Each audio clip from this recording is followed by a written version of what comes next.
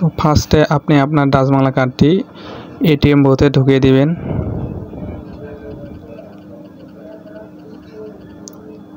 দেন এখানে একটু প্রসেসিং হবে। এরপরে আপনার ডাচ বাংলার যে কার্ডটি আছে, ডাচ বাংলার যে পিনটি আছে, কার্ডের যে পিনটি আছে সেই পিনটা এখানে আপনি দিয়ে দিবেন। দেন এখানে আপনার ফার্স্টে যে কাজ হবে সেটা হচ্ছে আপনার ব্যালেন্স অ্যাকাউন্টটা একটু চেক করা। তো ফার্স্টে আপনি আপনার ব্যালেন্স অ্যাকাউন্টটা একটু চেক করে নেবেন। ব্যালেন্স অনুসন্ধানে এখানে ক্লিক করবেন। ক্লিক করার পর এখান থেকে না দিয়ে দিবেন।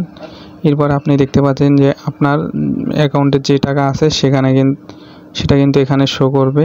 এখান থেকে আপনি জাস্ট মূল মেনুতে ক্লিক করবেন। ক্লিক করার পর এখানে আপনি টাকা উত্তোলন ফার্স্টে দেখতে পাচ্ছেন, তো এটাতে ক্লিক করবেন। এরপর আপনি যত টাকা উত্তোলন করতে চাচ্ছেন সেই অ্যামাউন্টটা এখানে আপনি বসিয়ে দেবেন। দেন এখান থেকে সঠিকে ক্লিক করতে হবে। এরপর এখান থেকে নাতে ক্লিক করবেন। এখন দেখতে পাচ্ছেন, একটু ওয়েট করবেন। এখন টাকাটা কিন্তু প্রসেসিং হচ্ছে।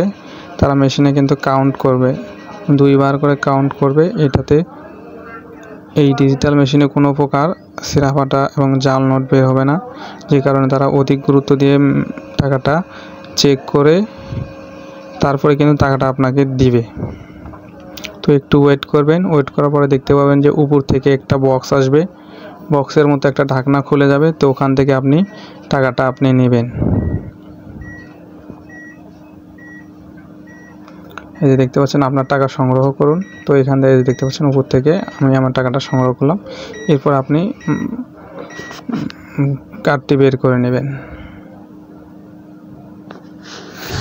তো ধন্যবাদ। এই ছিল আজকের এই ভিডিওটি। যদি আপনাদের কাছে ভিডিওটি ভালো লেগে থাকে সবাই একটা লাইক, কমেন্ট, শেয়ার করবেন। ধন্যবাদ সবাইকে।